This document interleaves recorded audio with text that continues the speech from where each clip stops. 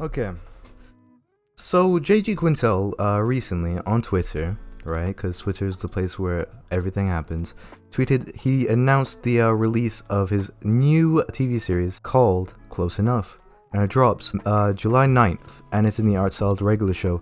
And we've been waiting about nearly 3 years from the last episode of regular show got released, which was in 2017, for something new from JG Quintel. So this got me and my friend, on Discord talking about the past times, we like remembering the glory days of regular show.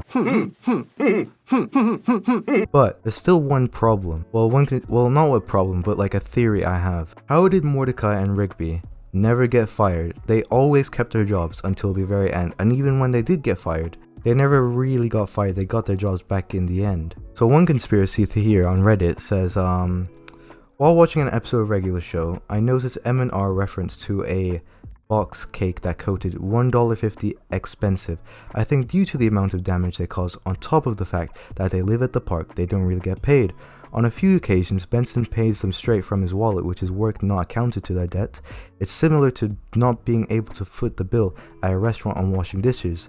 One may be the question, why even keep them if they constantly cause more damage? Technically, it's free labor. There's no way I'd get and hold jobs elsewhere, so the debris would essentially never be paid. Also, if I'm correct, Pops is unreasonably rich. However, business is business. What do you guys think? Well, I think that theory doesn't work. I think there's a better theory, and here it is. So in season 1, episode 1 of The Power, it's the first episode of regular show ever, besides the pilot, which they released later on. Mordecai and Rigby are shown to us first by making them they damage their room basically by Mordecai launching Rigby from a trampoline into the wall, missing the toy Macho Man. And Rigby dents a hole, and the way they fix it is by getting the power, which is a magical keyboard, which they get from some wizard guy who's literally pissing in the bushes. The power grants you a wish as long as you make a good rhyme and a good beat as well. And they do that for like a continuous time after finding out that it works on Benson and Pot. So now here's the theory.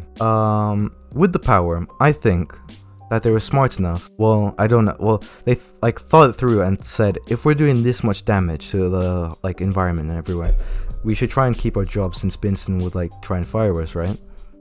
Well, I think that's what Mordecai and Rigby did, and said to the power something we don't want to get fired, let's never retire, or I don't know, some kind of rhyme, and they it allowed them to keep their jobs until the very end. And even though Skips destroyed it, it kind of returned in a bunch of baby ducks when they were in the big Transformers thing. Even though Skips did break the keyboard in the episode, I think that Mordecai and Rigby would have been smart enough to set a rule so that even though if the power did die, will lose his power, the power's ability to have control over Benson, not allowing him to fire them, be resonated into him, if that makes sense.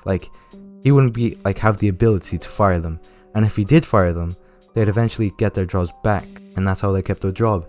And then this is proven with season 3 episode 14, Think Positive, where Benson is forced to keep his mouth shut after Pops asks him to not shout at Mordecai and Rigby for their stupidity. And it goes to the point where he starts floating in the air, and when Pops just sets him off, he shouts at his full limit because he's built up all this anger and all this rage at Mordecai and Rigby. And even though he shouts at them, he never he threatens to fire them, but he never says you're fired. Well, he does say or you're fired, but he never fires them, gets rid of them, kicks them out of the park or anything. And that's how Mordecai and Rigby kept their jobs for all this time. Take us to the moon, take us to the moon. Whoa, won't you take that? Cool. You've been bratted. You're all that'll never happen. And then we'll get all cool and you'll be all whoa. And then we'll be all in your face. And then I'll be all